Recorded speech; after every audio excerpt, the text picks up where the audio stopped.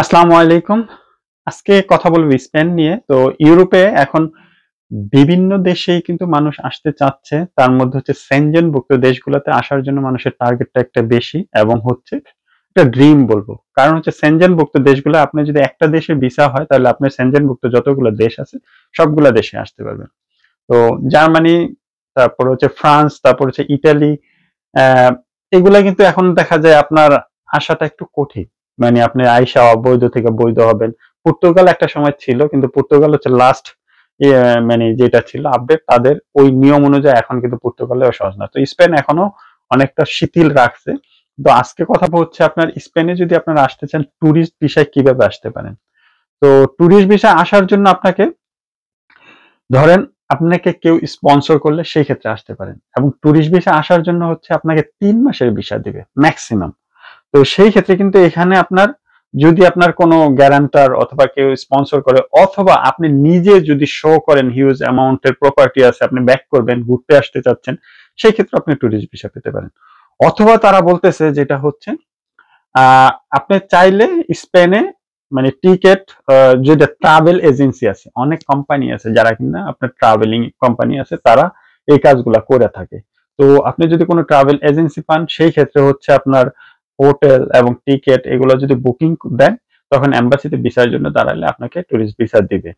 আচ্ছা, ভিসা ফিটা কত সেটার ক্ষেত্রে হচ্ছে বাংলাদেশি যারা আছেন তারা হচ্ছে যারা বয়স্ক, তাদের ক্ষেত্রে হচ্ছে 11,794 টাকা বাংলাদেশি টাকা।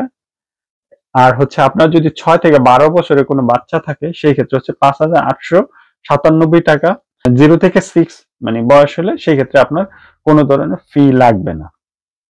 তো এই জিনিসগুলা কিন্তু আপনারা ব্যাটও দিতে হবে, আপনার ব্যাট দিতে হবে, ট্যাক্স যেটা সেটা আপনাকে দিতে হবে।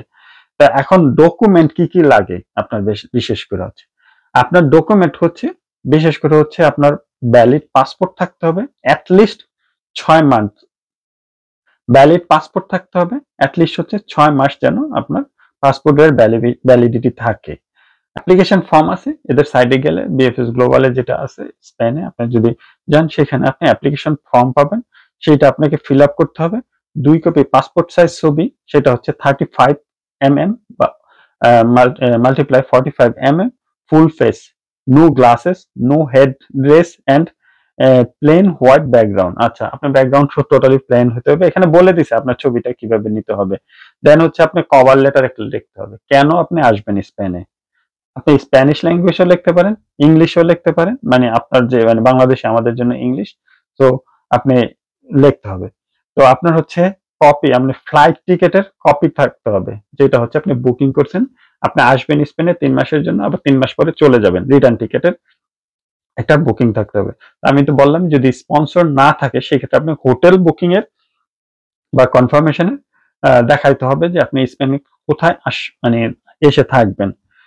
দেন হচ্ছে আপনাকে হচ্ছে ট্রাভেল ইন্স্যুরেন্স করতে হবে, সেটা হচ্ছে মিনিমাম 30,000 ইউরো, যেটা মানে কভার করে, মানে 30,000 ইউরো আপনার লাগবে না, যে ইন্স্যুরেন্স গুলা করতে হবে এমন কিছু ইন্স্যুরেন্স আছে ওদের রেফারেন্স দেয়, সেই ইন্স্যুরেন্স গুলা হচ্ছে যদি কোনো ধরনের আপনার কোনো প্রবলেম হয়, হেলথ ইস্যু বা অন্য কোনো ইস্যু হয়, সেই ক্ষেত্রে তারা এই পরিমাণের খরচটা তারা দিয়ে থাকে, মানে চিকিৎসা বাবদ।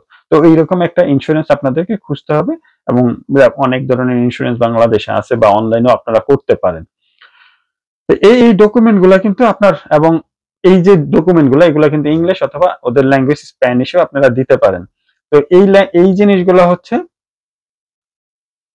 আপনার মানে যখন আপনি দাঁড়াবেন সেই সময় দিতে হবে, এবং এগুলো হচ্ছে শুধু বাংলাদেশি সিটিজেনদের জন্য, মানে যারা বাংলাদেশে ন্যাশনালিটি আছে। অনেকে প্রশ্ন করবেন যে ভাই এই ভিসা প্রসেসিং এর সময়টা কতদিন লাগবে।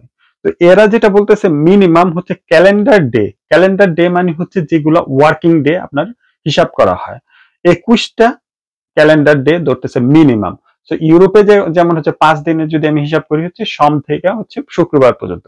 এখন বাংলাদেশে যদি 5 দিনের হিসাব করি, শুক্রবার বন্ধ থাকে, শনিবার সম্ভবত বন্ধ থাকে।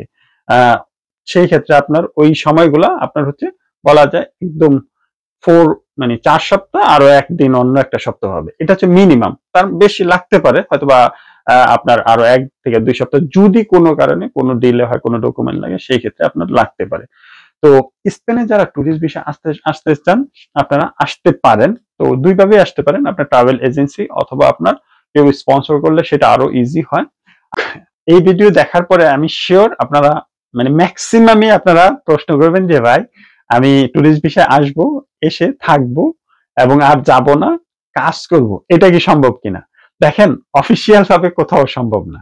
ইউরোপিয়ান যে আইন আছে, কারণ আপনার ইউরোপের কান্ট্রি ওয়াইজ একটা ল এবং ইউরোপিয়ান ইউনিয়নেরও কিন্তু একটা আইন আছে, যারা ইউরোপিয়ান ইউনিয়নের অন্তর্ভুক্ত তারা এই আইনগুলো ফলো করতে হয়। তো আপনারা অফিসিয়াল ভাবে মানে এটা সম্ভব না যে আসবেন, কাজ করবেন, থাকবেন, সেটা সম্ভব না। কারণ ট্যুরিস্ট ভিসা আপনি যখন আসতেছেন, ফর্ম যখন ফিল আপ করতেছেন, মোটিভেশন লেটার যখন লিখতেছেন, সেই সময় কিন্তু আপনারা বলে আসতেছেন আপনি শুধু ঘুরতে আসতেছেন, সেনজেনভুক্ত দেশগুলোতে ঘুরবেন, দেন 3 মাস পরে ব্যাক করবেন। তো ট্যুরিস্ট ভিসাটা পাওয়া খুব সহজ, যদি স্পন্সর থাকে সেক্ষেত্রে খুবই ইজি, আপনার ভিসা হয়ে যাবে। দেখা যায় ম্যাক্সিমাম 1 থেকে 2 সপ্তাহ ও 3 সপ্তাহ, এরা বলছে অনেক সময় খুব তাড়াতাড়িও দিয়ে দেয়। তো সেই ক্ষেত্রে আপনারা আসতে পারেন। কিন্তু আনঅফিসিয়াল ভাবে আপনার যদি পরিচিত কেউ থাকে বা বিশেষ করে স্পেন বা এই দেশগুলোতে, তো সেই ক্ষেত্রে আপনারা চাইলে সম্ভব, বাট অফিসিয়াল ভাবে সম্ভব না, আনঅফিসিয়াল ভাবে অনেকেই আসে। তো অনেকেই বলেও যে আমি মোটামুটি অনেকেই জানি যে ইন্ডিয়া থেকে অনেকেই ট্যুরিস্ট ভিসা এসে দেখা যায় তারা থেকে যায় আর যায় না।